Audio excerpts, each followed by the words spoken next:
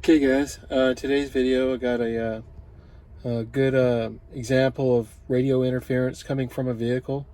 This is a F250, and it's when it cranks up, and only when it cranks up, not when the key is on, but after it cranks up, it puts out a whole picket fence worth of spurs on the VHF band.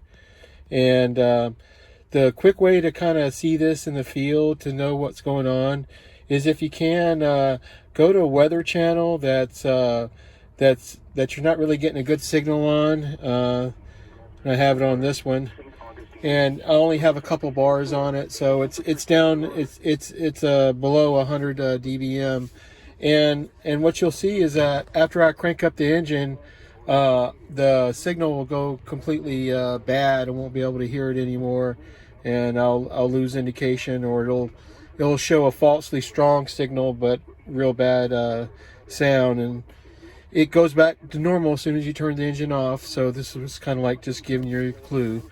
So I wanted to show you how that worked. I'm going to crank it up here, and I'm going to crank up the engine. That's key, no effect. Now, as soon as you saw that I fired up the engine, you saw the signal strength go flaring up, and that's because it's got a birdie that's directly on the same frequency, and there it did destructive interference right there, where it wiped out the signal completely. And so you're seeing it go back and forth between constructive and destructive interference, where it either wipes the signal out or it makes it falsely large and unintelligible. So, and as soon as we turn the engine back off, it's essentially back to where it was again. Okay, so let me turn the volume down there. I'm going to go ahead and crank the engine back up, and I want to take you out and show you what it looks like on the spectrum analyzer, so you can see the picket fencing. So we're cranked back up here. So let's step out and take a look at the spectrum analyzer. And here's the spectrum analyzer here. This is my sniffer here. Let me pull my rubber ducky out. And you see this is what's attached to the spectrum analyzer. And as I go across here, you can see all the, that's all interference there. That's all the picket fence. And it's coming from somewhere in this general engine area. I know that. The grounds and the hot leads are all corroded really bad, and that's one of the things I saw that could very well cause or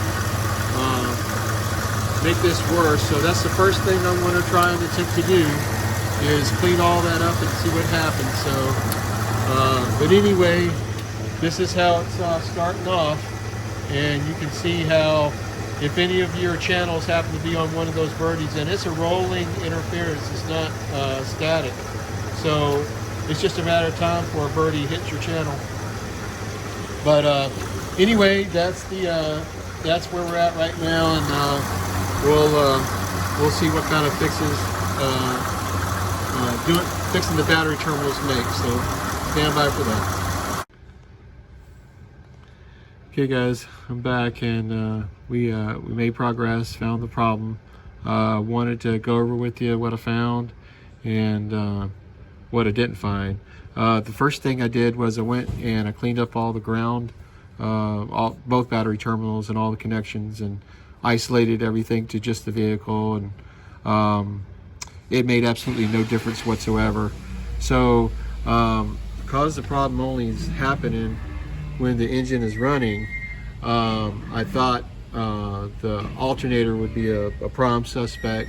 So we took the alternator belt off, the serpentine belt completely off, and let it run, and that also made absolutely no difference.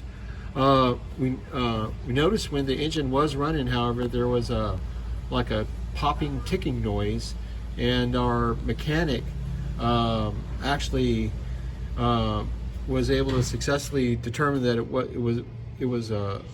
was electrical arcing sound that we were hearing.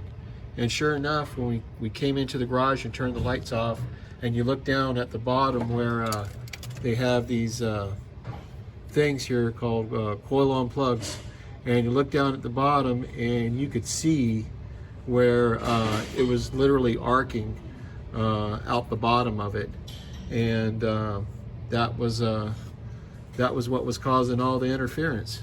And as soon as we got that replaced, the interference went away. So yeah, very interesting problem, and it was lucky we were able to find it. So all right, that'll do it. We'll talk to you soon.